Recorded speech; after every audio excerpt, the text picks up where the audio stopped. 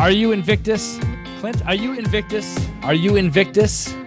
What does it mean? You know, when I started the Invictus Mind podcast, my goal was to unite a bunch of people who had a similar ideology or similar characteristic traits.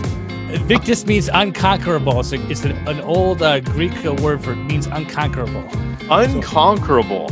Honestly, just be totally honest, it was a new concept to me. I had to Google it when you sent it to me. But yeah, I do my best.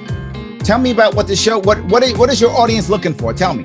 This is your first time here. This is the #1 program dedicated to helping individuals maximize their potential and truly become unconquerable.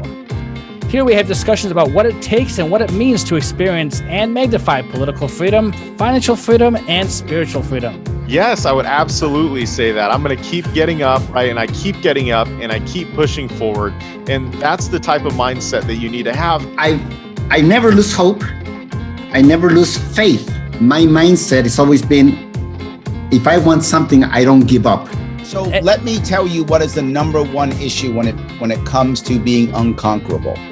Okay. And the #1 word you have to think about here is not intelligence, not savvy, not strength, none of those things. The #1 thing is resilience.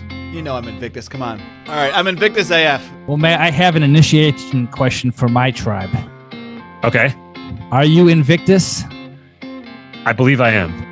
So yes, I agree. I am Invictus. I totally agree, man. And I think that if there's anybody on this planet that's unconquerable, it's probably me. I am not the type to take orders, and I am definitely in a position that I can stand up for myself right now. So. And I was like, no way, I know what that word means now. Yeah, man, very cool concept for a show. You didn't ask me if I was Invictus.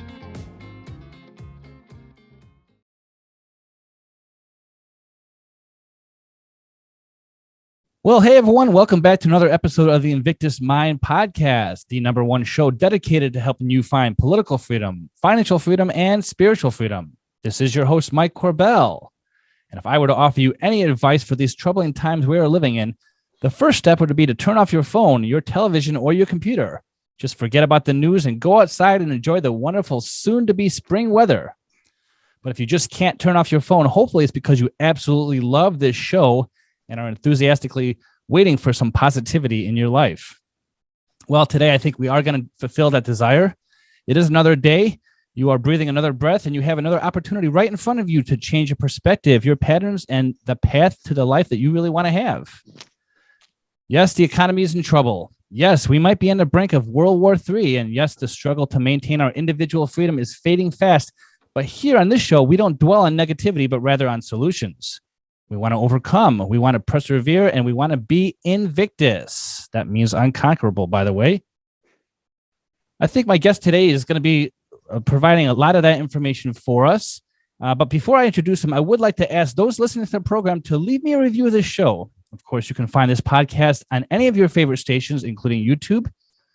But if you want to like the direction that we're heading in, just please go to Apple Podcasts, write me a review, tell me what you like, what you don't like, and what topics of conversation you want this show to focus on. Of course, I'm always going to make sure to share my own thoughts and bring on some great guests to share their stories. But my hope is not just be another unknown voice in a sea of information, but to bring you the value you deserve and to deliver an entertaining program that you would love to share with those who hear it.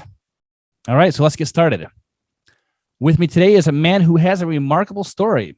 You know, when I first learned about him, I wasn't sure which direction I wanted to take this interview. And you'll understand why I say that when he starts to tell his story. But the thing I was most interested in is his mindset. He seems to have an uncanny ability to look at life's challenges and to overcome each of them and to not just get by, but to thrive. He says his life is a combination of the Rocky story, Think and Grow Rich, and the Celestine Prophecy on steroids. He was born in Detroit, Michigan, to parents actively fighting for the civil rights movement. In grade school, he forced to deal with some of his personal challenges of having dyslexia and other learning disabilities, including being legally blind in one eye. Not only was he bullied by his peers and other adults, one of his elementary school teachers ridiculed him and told him to drop out of school because they said that he was too stupid to graduate. However, not only did he not get stopped by that, he actually eventually recognized the gifts that were really bestowed to him. With the help of his mother, his sister, a special teacher, and services for the blind and disabled, he became an avid reader and a leader in school, including vice president of the student body. He not only graduated from high school, but went on to earning a bachelor's degree in speech and communications in college with a minors in religious studies and Eastern philosophy. In addition to that, he is an athlete with a strong knowledge of martial arts and yoga and a fanatical approach to studying health and nutrition. Furthermore, my guest went on to become the founder and CEO of Consulting Ace Incorporated and also the creator of the Seventh Foundation, whose mission is to be a catalyst that spurs meaningful, positive change within people's lives in order to create a world of lasting peace and happiness. He is the author of a book entitled The Way, 7 Revolutionary Steps to Living a Meaningful Life and Making a Difference in the World. I'd like to welcome to the program, Andrew Calderella. How you doing today, Andrew? Doing well. Thank you so much for having me here. Well, I hope I covered some of the most important things in your profile. There was a whole extensive background there, and maybe you can share some more of your story and let me know what I missed. Sure. No, you did a great job. The whole idea of the Celestine prophecy, Think and Grow Rich, and the Rocky story was actually, I didn't come up with that. It was a PR group of men and women who were sitting around and learned about my life, and they said, "Oh, your life is like this." So I think we just created that and used it in the intro. It was tough growing up, honestly. Being bullied and having all my challenges in school and all the rest of it, led me down a path of negative thinking and to thoughts of suicide, and really put a damper on my childhood because I was a really energetic kid. I was really happy, but after a while, you wake up every day and people are calling you stupid and throwing you in trash cans and destroying everything that you love and whatever. It really kind of takes it out of you to the point where you didn't want to go to school. You didn't want to wake up anymore. And that was where my life started. So, from there to get to the point where you could overcome the negative thinking, depression, and suicidal thoughts and addiction, and to be able to bring these solutions to the world that I found after 30 years of work and strife and struggle and whatnot, it's still dawning on me that I'm actually here. And I have written a book, because anybody knows that if you have dyslexia, writing is not your forte. It's like deciphering code. But every time I did all this research and I found all these solutions, I kept sharing them with people, and everybody just kept telling me, "You got to share this with the world." And like I said, it took me 30 years to get here. I feel like I'm a little late, but my friends that keep telling me, "No, you're here at the right time. This is exactly the time you need to be here." So anyways, I am here and I am sharing the solutions I found. And I just want to say that this is more than a book. This is a mission of mine, but it's the solutions really on how we can become our best and fix our world. So, and that's what I'm trying to share with everybody. Yeah, and I don't think there's a much more prescient time as today when all of the calamities that we see all around us. That's why at the intro I said, sometimes the best solution is just to turn off your social media and your television, and maybe read a book or just go outside and do something else. But Andrew, I invited you on this show because I really, just from looking at your profile, I really believe that you're one of these positive characters in the world, and somebody that needs to have their voice heard. Because where are people looking for good advice these days? I mean, myself, I look to religion and in scriptures, and not everybody is like that, but there are other places of positivity, and hopefully you can inspire this audience as much as just learning about you has inspired me a little bit. Oh, I appreciate that, and I'm very close to God. God's been part of my life since I was a kid, and I honestly don't know that I would have made it if it wasn't for my belief in God, and obviously for my mom and other special people in my life. We all need those people to help us when we're down. And I had a lot of spiritual experiences that led me here. And I believe that our life, we're inhabiting these bodies for a short amount of time, but it takes effort to become the best person you want to be. And what we found is, obviously, faith is an important thing, but our religions and faiths has somewhat failed us. I mean, it's been thousands of years being ruled by the holy people, by the so-called successful people, and where has it led us? When I start the book out, the very first chapter is all about this idea between success and true success and what the difference is. And I think that's pretty important to understand right now. If you'd like, we could talk about that a little bit. Yeah, absolutely. I love to be able to talk about your book. When I first discovered the title, The Way, my mind went instantly to that show, The Mandalorian, a Star Wars spinoff. And of course, for those not watching this, he has Cloud City in the background. So it's kind of fitting. But, The Way, of course, according to The Mandalorian, he had his own set of principles and his own set of philosophies. But you mentioned 30 years of work have kind of led you to discover the truths in your own life that are probably important for people to learn about in this world. Not only can they read scriptures and great books, but I think just some of your shared experiences would be a benefit to the audience. Exactly. What I found is that when I said The Way, I kept sharing the solutions I found. And in 2015, actually, I had this huge breakthrough. I've been doing all this work for 30 years. And it was literally like I had this encyclopedia broken up into 4 sections of self, society, universe, and God, which are the main pillars of life. And I kept finding my references to this is key to true success. This is key to true success. And I put these 7 keys together in the right order. And it was like a secret code got unlocked. And I could see how a lot of the epiphanies and ways of being that I had found through all these years fit into these 7 steps. And I can explain it because nobody wants to read an encyclopedia. You want to read something that kind of flows and makes sense. And this, the idea of the way is really the human way. This isn't Andrew's way. This is the human way that we become the best people we can be, as well as fix our world. And as you know, and everybody's told me, right? If any major foundation of your life falls apart, whether it be your relationships, your health, your finances, or whatever, it can ruin you and it can take you off your game. So the whole idea of being human is, you ever seen those guys with the sticks and the plates and they're balancing them on all the plates? You ever see that? Yeah, It's life is like that. You got to keep all of these plates balanced, or you're only as strong as your weakest link. So the goal of humanity, and I found this throughout my coaching training, throughout these 20 years I've been helping people, is that you need to shore up all of these foundations if you're really going to be your best, because any one of those can take you out of your game and really kind of destroy your life. So when I created The Way, it was the way, how do we get everybody on the same page and walk them down the steps to where we have this foundational knowledge that we can all stand on and become the best people we can be, but also fix our world, because we're not an island unto ourselves, right? We're part of a community, a society, and it's not just your local one that matters. It's the larger one that you're in, but also the world that we live in, because it just takes a couple lost people to destroy everything for everyone, right? So we need to really kind of get everybody on the same page if we're really going to make this work. And that's what The Way is about. Well, I can appreciate that. Somebody as such as yourself, just from what you've shared with us already, is that you've had to overcome a lot of challenges in life. Starting in school.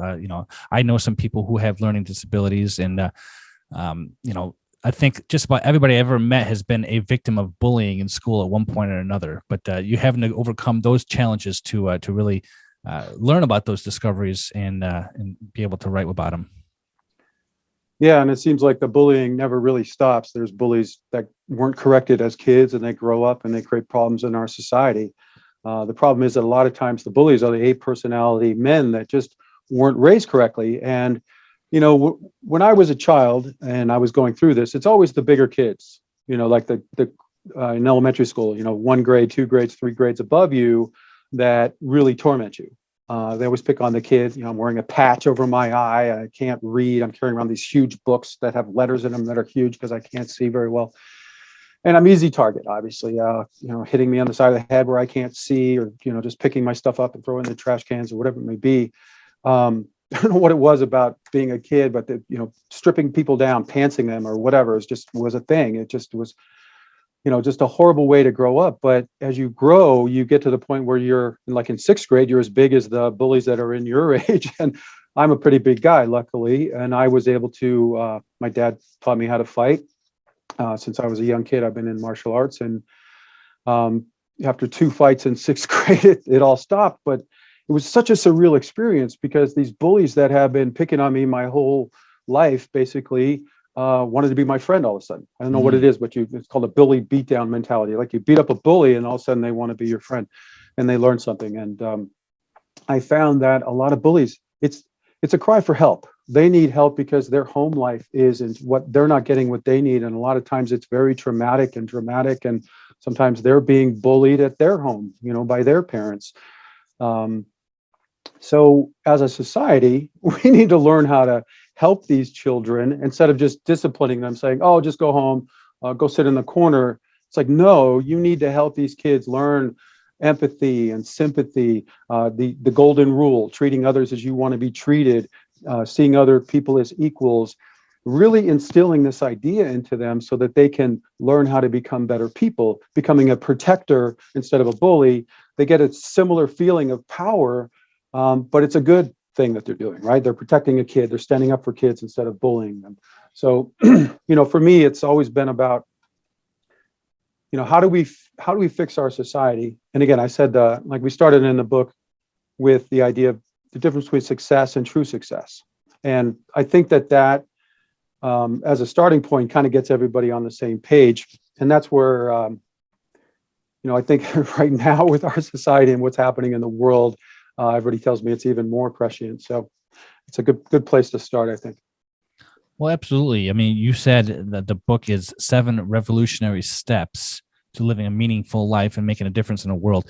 I don't want to dwell on the background so much, but I'm thinking when you were talking about bullying in school, we have all these programs now, all these teachers programs and parent-teacher associations to try to stop the bullying in school. But the reality is sometimes you just got to punch the bully in the nose. That's what my dad always told me too, and we don't necessarily think that's a wise solution to life's problems. It's just to use violence. But sometimes what are you going to do? I mean, hopefully we can teach them things like empathy and sympathy and things of that nature. But well, let's talk about that for a second, because the idea of punching somebody in the nose, it's the idea of the bully beatdown. We can think about this in World War II. Look at World War II as a good example. Germany and Japan, the sickness of superiority. We're the chosen people to rule the world. We're better than everybody else and all of that. We go in there and we beat them down. We have the point to where we could have literally taken over the country and killed everybody if we wanted to, but we didn't. We showed mercy. We then helped them stand back up.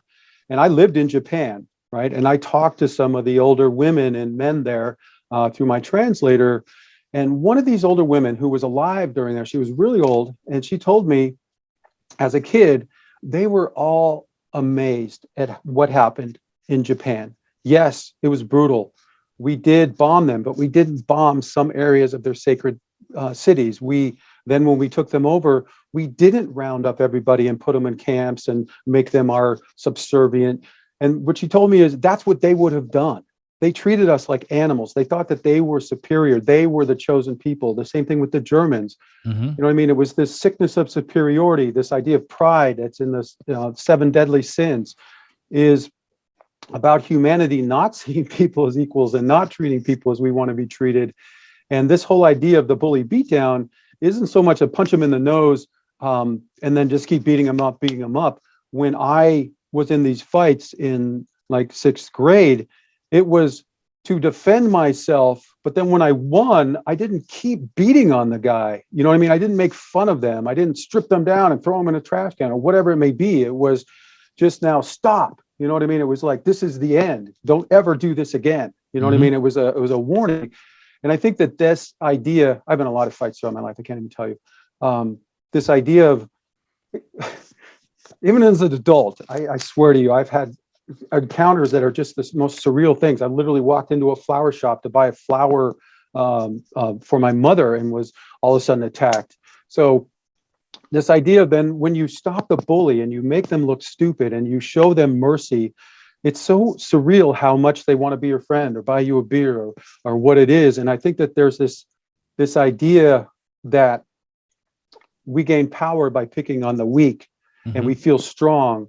But then when we're shown that we're weak and we do not have that kind of power, but then the person shows us mercy, it triggers something in us like, wow, this is what I really wanted to understand. As a being, as a human, nobody wants to be corrupted and negative and bullied and all this kind of stuff. We all want to be better people.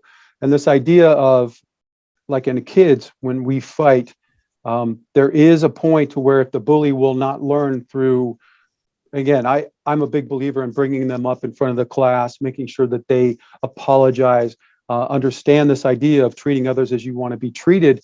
Because if you just hide everything in the background, they're in the principal's office, they're here and there, the whole rest of the class doesn't see this. And it's the I would say the peer group, everybody around you that's snickering or laughing and seeing this, that eggs on the bully or doesn't say anything. But if they're also exposed to the apology, to the idea of, we don't treat people like this, that it can psychologically be a bully beatdown, right? That's why you don't necessarily have to punch the bully, but if you handle the psychological aspect properly, you can change children because they're very emotionally in tune, especially to their peer group.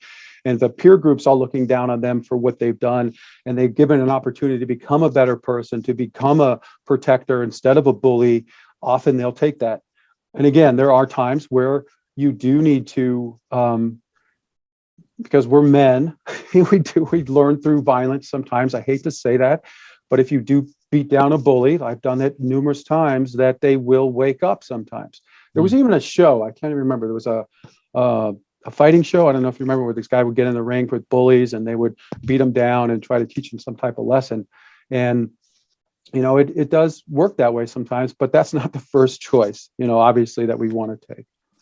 So where does this mentality come in for you? I mean, I understand that you studied martial arts and yoga. Was it from that kind of training, or was it just you had an epiphany one day that, the bully beatdown just wasn't the right avenue to go down? How did you change that mindset?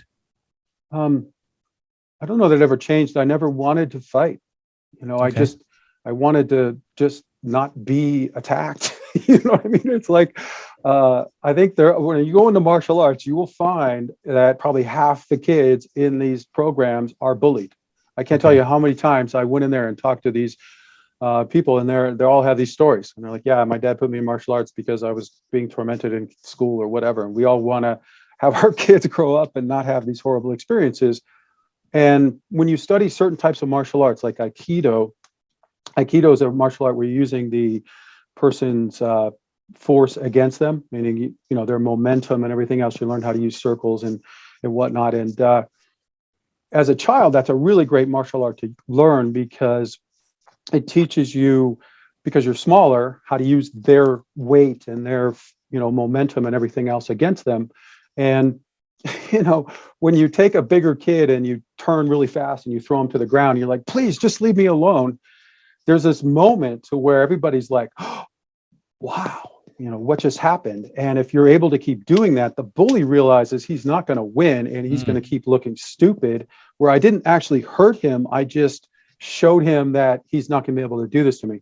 I was also a bouncer when I was in college in a club. In my college town, every single week, you can imagine there was, some trauma fight situation going on, from knives to guns. I've broken up knife fights. I've saved guys' life that was stabbed. So many different experiences. And in every single one of them, when you get to the end, I've actually had people thank me for the way that I've handled the situation, because I didn't beat them up. The reason I became head bouncer in that club and the other guy was fired, because a lot of these bouncers, they do, take advantage of it, and they become brutal and, haha, you made a mistake and now I get to beat the crap out of you and throw you on the cement and, do all this horrible stuff to you. And I was never like that. I was always like, dude, you're out of control. You need to get out of here right now. We're going to call the cops or whatever it may be. And I think that this idea of treating each other with respect, no matter what the situation is, plays out in the long run to create a better world. Because even the guy, broke up this knife fight and I saved this guy's life. He came back to me later and thanked me and all his friends. He wanted to give me money. I was like, no, I don't want any money. I just did this because I wanted to help you and save your life. And all I said to him was, just pay this forward. You have an opportunity now. You survived. You almost died in my hands, to make your life a better life. So, I think this is the test of humanity here, right? Are we going to fall to the dark side, or are we going to go to the light side? Use the Star Wars mentality. And I think that plays out in our world. That's really kind of center to this whole idea of, are you a good person? What is your character? What happens in each one of these life challenges? Which way do you go? And that's what I'm here for, I believe, is to share some of these insights, because the way is, again, the way that we can all become the best people we can be. And to do that, we all just need to really understand certain principles as well as take certain actions. It's like, if you take the best practices in life and you integrate them into your life, you become a better and better person. It's just how it works, because we work on a cycle, day repeats itself over and over again. So every day you get an opportunity to make it better, right? And if you just know what to do every day and how to think properly, you can make yourself a better person. And that's what I think the world needs. We need a collective understanding of certain principles that we all share, this collective human moral code or core belief system that will allow us to navigate life and create a better world. It's really not as hard. I know I'm going on a little bit, but it's really not as hard as everybody makes it out to be. We have these lost leaders. There's literally about 100 people and 100 companies that are destroying everything for everybody in this world. And if there are billions of us who want a better world, to live this better life, nobody wants destructive businesses and unfunctioning government and all their other problems and pollutions and trauma and drama that we see in our world. We want to live our nice life. We want to have opportunities for our children to grow up in a healthy, happy, thriving world and all the rest. So the problem is really, how do we do it? What are the literal steps that we need to take to fix this world and make ourselves better people? And that's what this is all about, is about how we can actually do that as a species, to live up to the noble calling of what we are meant to really be. Right. We're called to be the example to the world and to diffuse violent situations and to be leaders among men. And, I'll share a little bit of my background with you, Andrew. I come from the political activist world. And, I've stopped in recent years, like, worrying about what we're going to do in politics, because honestly, I just think it's a lost cause. So I'm just like, I'm just going to live my life in a way that I can create my own freedom and create my own success and hopefully be that example to other people. And, there's many people who still want to complain all the time, and they always want to fight back, and proverbially speaking, punch that bully in the nose, that government figure, those 100 people who are causing problems in this world. And I'm like, there has to be a different solution to this, because you mentioned there's billions of us and 100 companies, 100 men who are wreaking all this havoc. But I'm not sure that necessarily just walking away and ignoring them is also the way to do it either. We have to be leaders in the front. We have to show people how we can actually change the paradigm of the way people look at things. Absolutely. And I think that what you just hit on is kind of what gets me up and makes me do this. I've given up a lot to obviously get the book out there. Like you mentioned, I have a consulting business. I have other businesses that I've run, but I kind of put them all on the back burner just so they can support me to do all this research and find these answers, because this is the most important thing to do in the world. Everybody keeps telling me that what I found is the solution. I share it with, Harvard grads to the everyday man, and everybody keeps telling me that, yes, this is true once they understand what it is. And I think this idea of, like, what is the true goal of life and how do we become better people? We can't walk away from politics, because politics and religion and everything else, the most, devoted people, sometimes they can become the leaders. And over years and years of these devoted extremist people taking control, we end up with fractured faiths. You can see how many different Christian faiths are there, how many political parties have gotten more and more and more extreme over the years. And this is one of the systems that we need to create, is a new party for the world and a new movement. You mentioned the 7 revolutionary steps. It's revolutionary because, one, the publishers, when they saw it, they said that nobody's ever written a book like this. Everybody usually regurgitates stuff from Covey or Hill, and it's just, redoing the past in a different way. And they said, your philosophy is a totally new philosophy. It's as big as a training opportunity as Anthony Robbins or something like that. And kind of blew me away, because I had no idea what I was doing, or even that my writing was that good. And they said that, no, your style of writing is unique and it's wonderful, and the way you broke up the book and all this stuff. So it's revolutionary because I actually list out the steps on how we can peacefully force positive change within step 6 of the book. And this idea that there's 100 people, 100 companies out there that are ruining it for all of us just means that we need to either A, get them to wake up and become better people, right? Integrate the ideas of people are equal, treat people as you want to be treated, as well as respecting life, respecting our world, and taking care of it. I mean, these are those three principles. Just, in step 4, we cover this idea of having a core belief system, a moral code that's going to guide you throughout your life. And this is really important because most people don't really understand what their moral code is or the core values are. They have a couple of them, but they're not complete. And if you don't have that, it can ruin us because our core beliefs affect everything and all of who we are. They are the filter that we judge everything through. So if you have a complete core belief system that does cover all of life, it'll help you navigate life. And 3 of these principles I just mentioned, seeing everybody as equals, treating others as you want to be treated, as well as respecting life, taking care of our world, are 3 things that those simple things can change everything. Because there's no way that anybody's going to be you're not killing George Floyd on the street and treating people that way. If you see everybody's equal and you're treating them as equals, or as you would want to be treated. You're also not destroying the world, the Amazon basin, the Congo basin, and destroying our ability to breathe and, be thriving human beings on this planet if you really understand the principle of caring for our world. And everybody I talk to is like, yeah, those, of course, we all believe those, but we have to integrate them in our society in a way that they're reflected in our institutions, in our organizations, in our businesses, in our government and everything else. They can't just be, yeah, I remember that idea from when I was a kid and somebody mentioned that, you know what I mean? It's got to be like forefront in our society. And I think that, again, those 3 principles alone, if they're lived, would change the world. And again, those are just 3 of 10 that are in this book. Sure. I definitely want to cover some of those 7 steps. You mentioned step 4 was talking about a moral code, and just looking at your information here, you had 10 laws to live by. Of course, not to be confused with Jordan Peterson's 12 rules for life, but you had a core set of values. You have laws of purpose, universal laws, and God's laws. And why don't we go over some of the steps individually? Just briefly, obviously your book looks like it's pretty lengthy and something I probably want to pick up. Although I have 100 other books, but I'm featuring you today, Andrew. So let me know, what are the steps about? Sure, and I get that there's a million books out there, and people do want to gain this information in other ways. People don't read as much as they used to.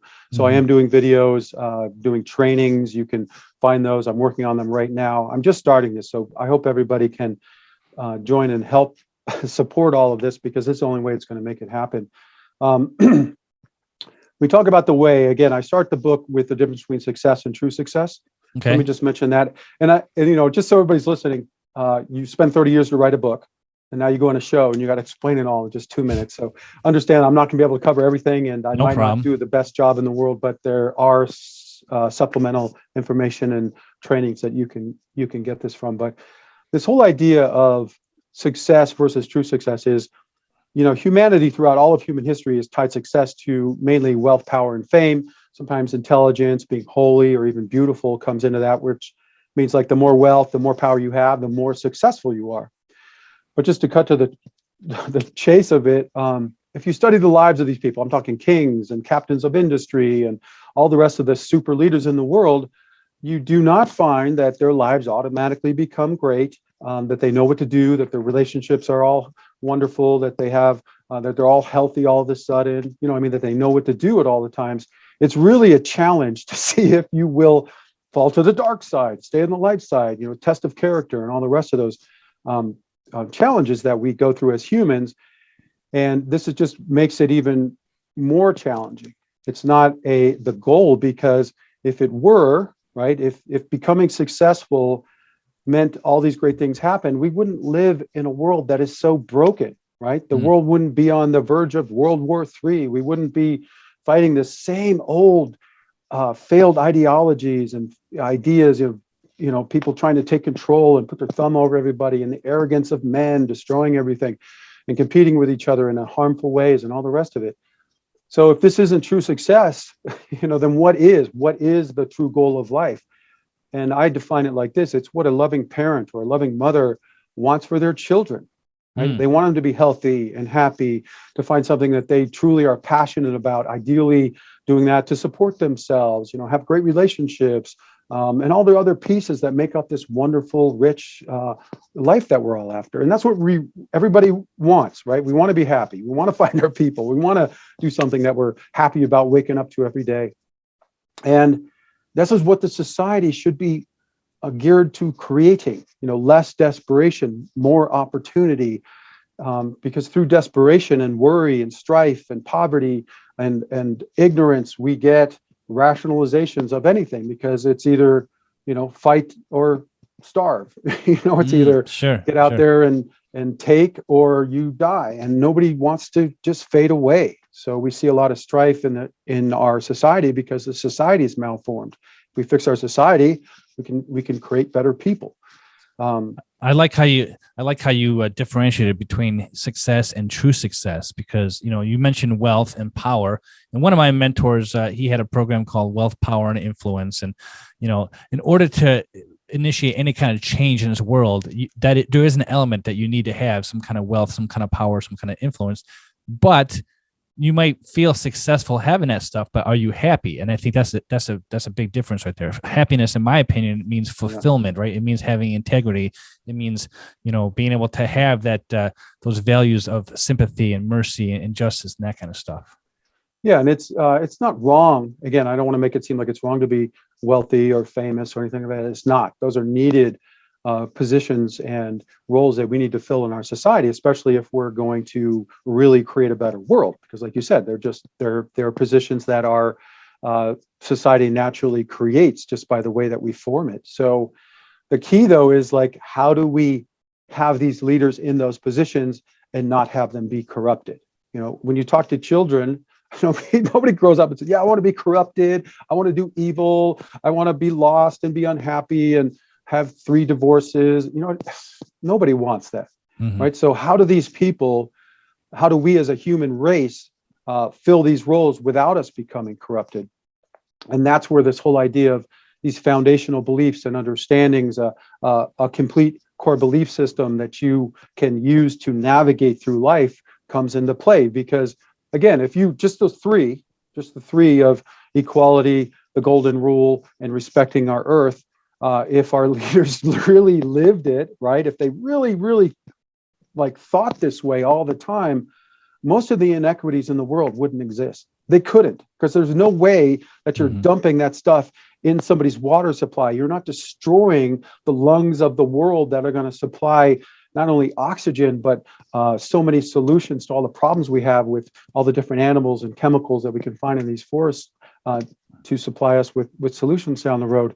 You're not doing most of the things that are being done in the world. The only people that are doing this have been caught up in this false idea that business is somehow separated from the world, and it's just business, and we just make money. That's all it's about. That is not what business is about. Right. Well, we're taught that, it's a dog eat dog world. Yeah. But, I think that was it Stephen Covey who taught about the win-win philosophy, right? If they win, you win, and everybody wins.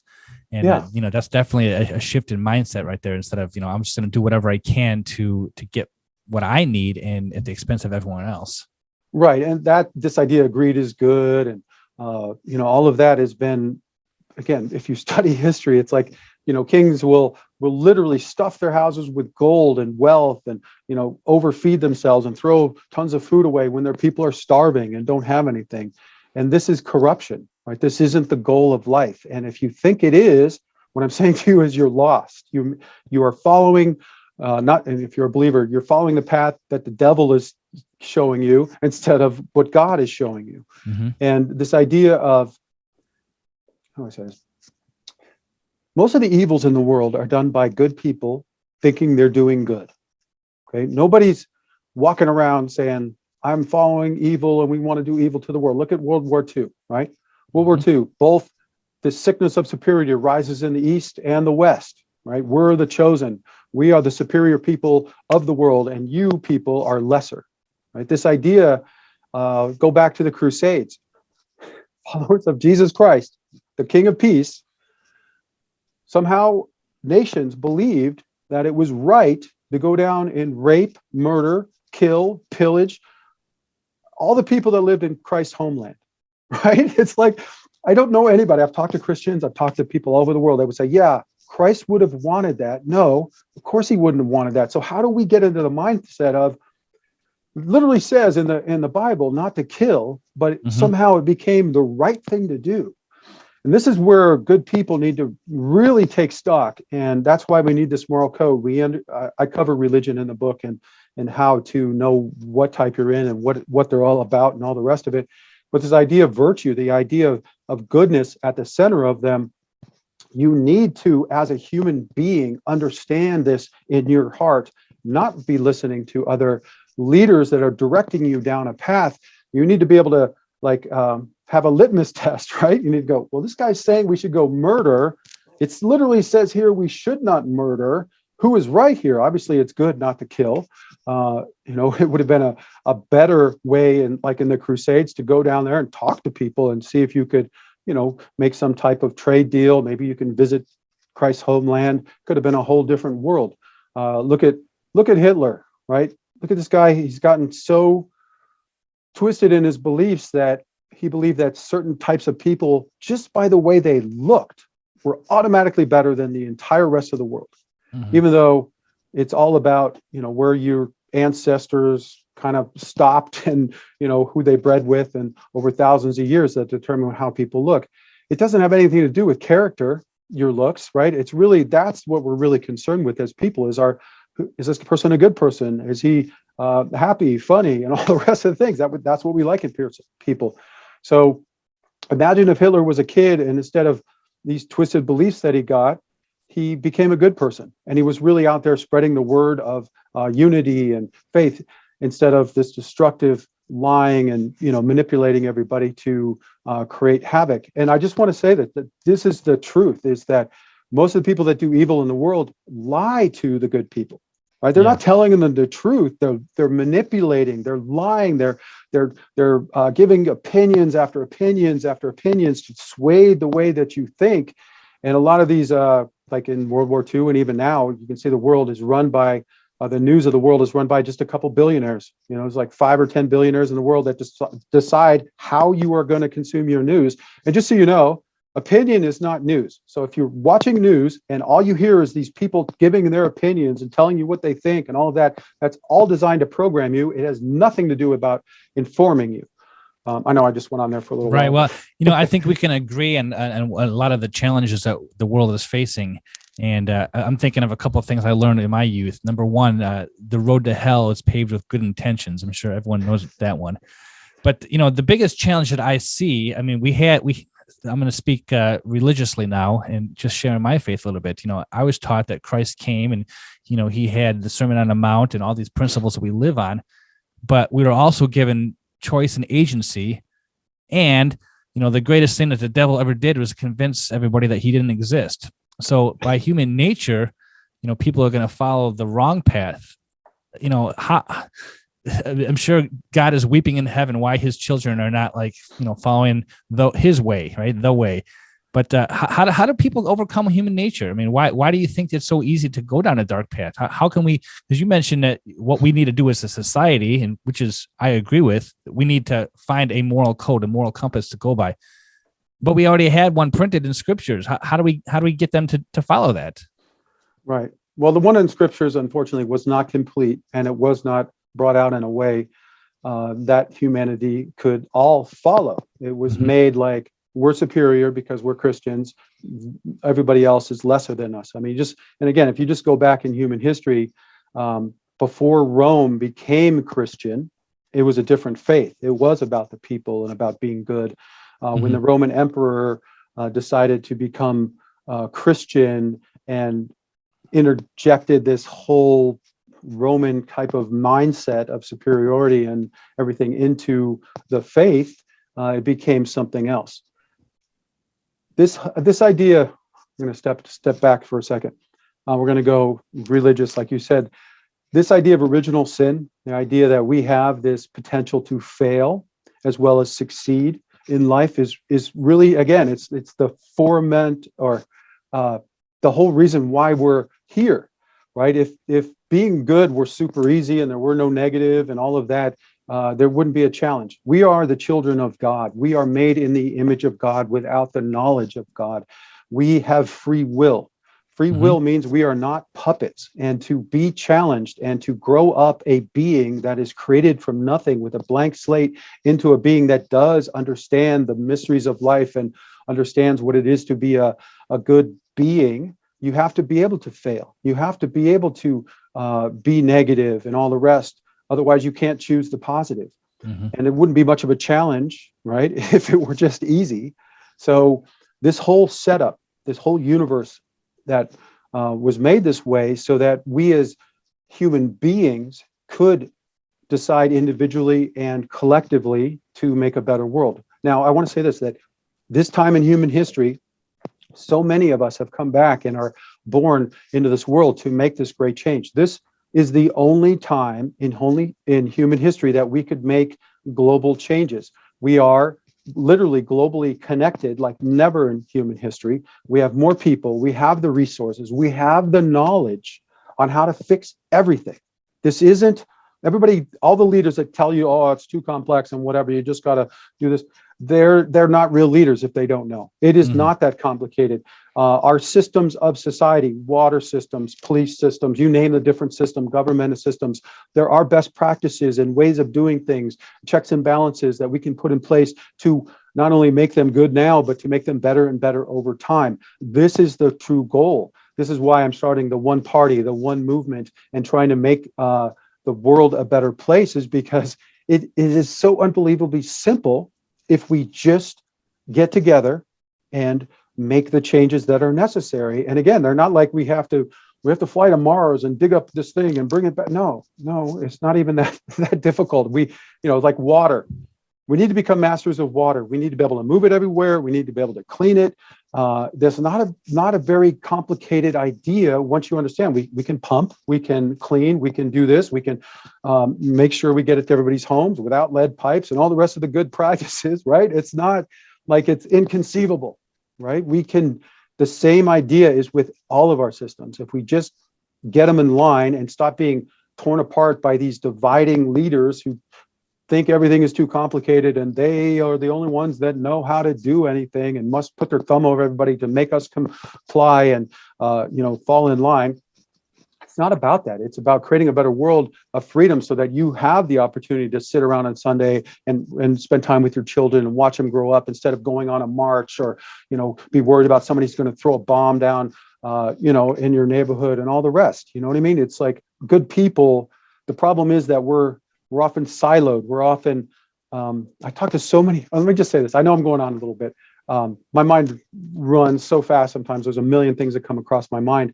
This is one of those principles that really we need to understand as a people. Our greatest power is unity, okay? Meaning the more people we have in a group, think about it like this. If we had 1 billion people in a group all over the world that were for this change and half gave $1 a month to a cause, and the rest of them, some of them went to different types of uprisings that we may have, protests, but most people just clicked, yes, I support this. Yes, I want this. Here's $1. Imagine the power of the leadership of that group walking into any organization. I don't care if it's a Exxon Mobil, if it's a government of the United States. We, as 1 billion, have immense power. We are the immovable force, the unstoppable force that can really change anything in this world. I mean, if you look at history, this is what have overthrown and started governments. Just look at the United States, the beginning of the United States. It was literally 2 or 3 guys in a bar just bitching, why is it like this? These guys keep giving us more and more and more taxes. I can't stand it anymore. And the guy's like, well, I have a printing press. Really? Okay, well, I'm a good speaker. Okay, well, let's get out here and see what we can do. And guess what? The United States is born. But it wasn't just those 3 guys. It was all the rest of the people that joined in, right? That threw the tea in the harbor and went to war and did all the rest of it.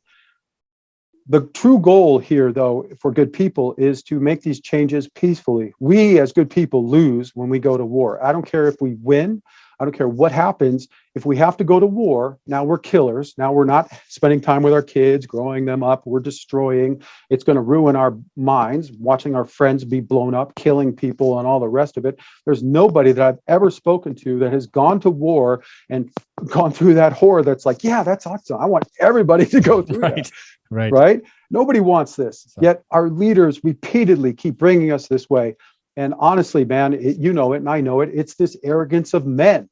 There's two types of leaders, right? There's those guys, you know them and I know them. They all just want to put their thumb over everybody, want to make themselves feel superior. And they do it through all these weird tactics. And then our leaders get, siloed. They get thinking that somehow it's only up to them and they're alone and they must, fight to make all this stuff happen. And again, the sickness of superiority, right? It's infected humanity. And again, it goes back to this idea of original sin. This why we were created this way. We were created with the potential to fall to the dark side or take the light side. The light side is a harder step. You need to really take action to not be, fall to sin or failures and all the rest of what we don't want to be as people. Because it's easy to be lazy and just eat yourself to death or whatever it may be, or smoke and all the rest. We need to take good actions if we're really going to be the best people we're going to be. Well, I agree with almost everything you said there. I think the challenge is that we definitely need more leadership in the world today. And there are several programs and books and, different ways of becoming good leadership. But I want to touch back on some of the things you mentioned earlier. I think that we are going through a transition in humankind right now. Technology and community is a big one. I actually gave a talk about this in church the other day about community and how, this is, and I'm going to shout out to some of my libertarian audience here. Everyone's talking about the individual self. And I think that might be a big challenge in the world is everyone's trying to break down into individual ideas instead of coming together as a community and solving problems. What happens is that people are categorizing themselves into whatever their political identity is or their religious identity is or whatever movement is going on. But what we're seeing is technology is starting to bring people together in ways that are positive. I mean, we may no longer in the future have borders and states and, different territories where people live in, but it may be all like technology based. You mentioned 1 billion people. Well, we don't have 1 billion people living in the United States of America, but because of the technology of the internet, we have 1 billion people who have the same idea, who are pushing some of these ideas and these motivation factors in there. But the only drawback is that there's still the problem of human nature and incentives, right? And so how do we flip the incentives of people who want to do harm to the incentives where people actually are benefiting each other? How is that possible? Maybe through technology, maybe through leadership, but there's got to be something else there too. Right, absolutely. And that's where I believe the way comes in, because it gives you the fundamentals of what it is to be human and how to view the world. When I talk to people that have read the book, it changes the way that you see things. It's like if you didn't understand the idea of freedom, once you explain it to somebody, it's not like they can unknow it. You know what I mean? Or even unwant it. You want it. It's like the difference between clean water or poisoned water. It becomes that obvious which is the best choice. When we talk about leadership and this idea of good people being siloed, the biggest weakness in good people is that we all want to do good. A lot of us are leaders, but it means that we end up with, just look at this. How many environmental groups are there in the world? I've looked it up. There's literally thousands. If you look at the people fighting for civil rights and equality and all of these good things, you add in another few thousand groups all over the world. Individual groups. I'm fighting for, freedom for the children in Africa or whatever it may be. They're everywhere. And then realize that if all of these organizations maybe still did what they were, they still have their individuality, but they also then joined in a much larger group, which I call the One Movement. It gives them all much more power, because now all the groups can then focus their people on one problem and solve it, right? The problem is that the good people are so diluted and we don't solve anything. Just look at the Amazon rainforest. It is literally being cut down every day, and it is going to be destroyed soon. We're at a tipping point. Yet the whole world is like, yeah, what do we do? What do we do? Imagine if all of these groups focused on this problem and use the techniques. And again, I don't want to go through them all right now, but on how to peacefully force positive change within Brazil, within that government. When you talk to people from the Brazil, they don't want their rainforest cut down. You know, there's a few farmers there like, yeah, I can make money because now we can have more cattle that we can grow and sell to other nations. But there are ways that they can make money from the rainforest instead of cutting them down. And if we as humanity were able to help Brazil stand up as a nation and take care of their resources instead of destroying them with money and with just the focus of the world on them, right? It can change everything. You know, this idea of our leadership, the 100 people, 100 companies that are destroying the world. You know, these companies go into these third world nations. They make deals with the leadership to literally ravage the countryside because they a lot of times are corrupted. They make some back deal. You give me $1 billion, and yeah, you can do whatever you want. I don't care. This is what needs to end, right? We either change them or we remove them from power. I mean, It's that simple. There is no business out there that can survive without customers, without a positive. Without humanity looking at them as something positive and buying their products, right? If we don't buy their products and we all divest in them, they're going to go out of business and another entity can grow. If we buy up their stock, good people, and we put the board members and the presidents in that will do the things correctly, we can change the company. It's not that hard, especially with public companies, to make them change. I mean, literally, it's buy enough stock, put in the board members, vote in the CEO that's going to make the changes. I think this just happened to one of the biggest companies in the world, and they're literally changing the way that it works. I think it was one of the gas companies, might be ExxonMobil. I'm not sure. Sure. So we obviously have the book, and I encourage everyone to go out and take a look at it. You have a series of videos on your website where you're addressing some individual issues, which I think is pretty enlightening. I think they're on YouTube as well as on your website, correct? Yes. And I'm doing more. Okay. What is the work of the Seventh Foundation? What is that about? Yeah, the Seventh Foundation is really the company that hopefully will exist beyond me, and it is, it's an entity that will hire people and do the marketing and the organization that's behind this. And the Seventh Foundation is an organization that, again, I have had kind of epiphanies and visions of how to fix this world since I was very young. And it will grow into being a real positive force in the world to show people the way to be the best and help support the one movement and one party and all the rest of the things that we want to do. And I just want to say this about the videos. I'm doing more. I started doing those years ago, and my video skills might not be that great, but the information in those videos is really, really good. Everybody that's watched them are a lot of the principles are in the book. So, and again, I'm doing one right now. I'm working on training videos. I'm also working on a, what I call is, State of the Union we just had. I'm going to do State of the World address and trying to really outline the biggest problems of the world and how we can fix them. Right. I think that's good work. Now, I'm assuming you have a team of people who are helping you, so it's not just yourself doing it, right? No, it is just me. Honestly, Okay. right now I was hit pretty hard with COVID, and my other businesses aren't doing so well. I'm here taking care of my mom. My dad passed away, and she's basically handicapped, and I'm taking care of her. And you get $97,000 bills from the hospital and all those kind of things. It doesn't allow a lot of free money to be able to invest in this. So I am doing it all myself, and I'm looking for people to help me. Obviously, I can't do this, all myself. So we just set up some Patreon accounts, other ways people can donate. Joining the one tribe, the one party, the one movement, getting this information and then uniting together to make the changes in the world is really how this is going to work. I can't do it myself.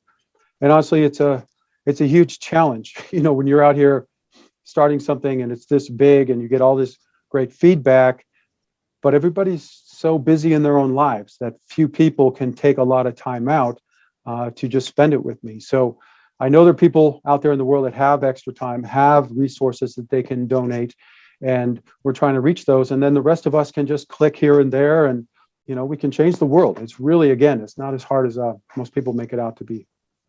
Well, I think it takes a special kind of leader. It takes somebody who is, I might call a visionary, somebody who's dedicated to making change. As Gandhi said, we have to be the change you want to see in the world, right? Exactly.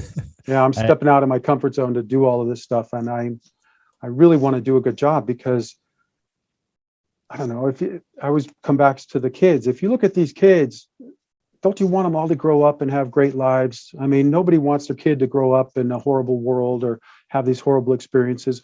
It does not have to be this way. You know, if we just share the right knowledge and take the right actions, we can fix everything. And we don't need everybody. We just need a good, solid group of people to do it. And that's how it's happened throughout all of human history. Right. And that's what gives me hope. You know, it's like, I'm obviously scarred since I was a kid, going through all this stuff, the negative thinking, and, you know, it's like being called stupid every day of your life.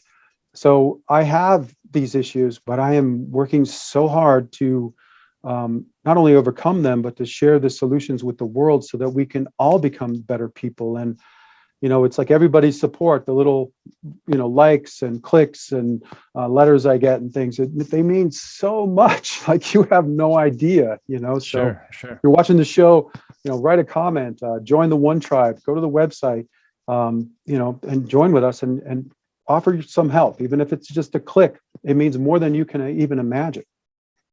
Well, where can people find you? Is it 7way.me? Is that your website? Yeah, I named it 7 Me because the way has 7 steps.